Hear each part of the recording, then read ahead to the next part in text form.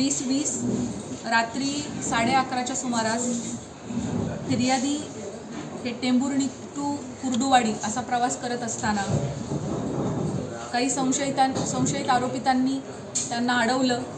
त्यांना त्यांच्याच कारच्या मागच्या सीटवरती टाकून कार ताब्यात घेऊन त्यांना वालचंद नगर या ठिकाणी घेऊन गेले. वालचंद नगर या ठिकाणी त्यांच्याकडे असलेला रोकड, त्याच पद्धतीने कार हे आरोपित घेऊन गेले. त्याप्रमाणे टेंभुर्णी पोलीस स्टेशन या ठिकाणी 430/2020 हा सेक्शन 392, 341, 363, 34 IPC प्रमाणे गुन्हा दाखल करण्यात आला होता. हा गुन्हा गेले 5 महिने अनडिटेक्ट होता. आपण सर्व अनडिटेक्ट जबरी चोरी, दरोडे आणि इतर गंभीर गुन्हे यासाठी स्पेशल ड्राईव्ह घेत आहोत.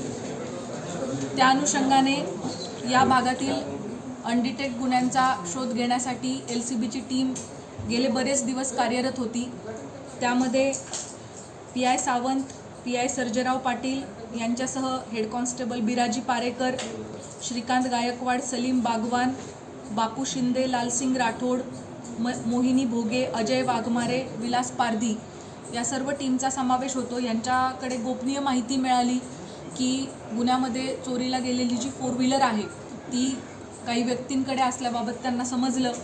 त्या व्यक्तींचा पाठलाग करून त्यांच्यासोबत ही स्विफ्ट कार असताना हिच्या मालकी हक्काच्या कागदपत्रांविषयी आणि इतर चौकशी केली असता त्यांना कोणतंही समर्पक उत्तर देता आलं नाही.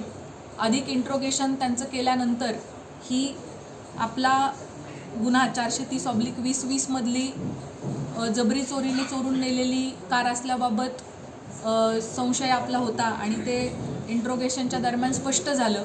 या लोकांकडे गुन्ह्यामध्ये वापरलेली एक पल्सर व्हेकलसुद्धा आपल्याला मिळालेली आहे आणि 2 आरोपी हे आत्ता आपल्या ताब्यात असून आणखी एक आरोपीचं नाव यामध्ये कळलेलं आहे. परंतु हा आरोपी ऑलरेडी दुसऱ्या गुन्ह्यामध्ये जेलमध्ये आहे. त्यामुळे जेलमधून तो रिलीज होईल. त्यानंतर त्याची आपल्याला कस्टडी कोर्टाच्या परवानगीने आपण ऑलरेडी जेलमधल्या असलेल्या आरोपिताची कस्टडी घेणार आहोत. आपल्या ताब्यात असलेल्या 2 आरोपितांवरती पूर्वीसुद्धा 379चे आणि 392चे गुन्हे दाखल आहेत. त्यामुळे अशा प्रकारे रस्त्यावरती, हायवेवरती धक्का लागला किंवा काहीतरी शिवीगाळ करून रस्त्यावरती अडवण्याचा प्रकार करून एखादी गाडी थांबवायची आणि मग त्या गाडीला लुटायचं असे प्रकार हायवेवरती किंवा निर्जन रोडवरती होताना दिसून येतात. तरी नागरिकांनी असा गुन्हा आपल्याबाबत घडू नये यासाठी सतर्कता बाळगावी असं पोलीस दलाच्या वतीनं मी आवाहन करतो.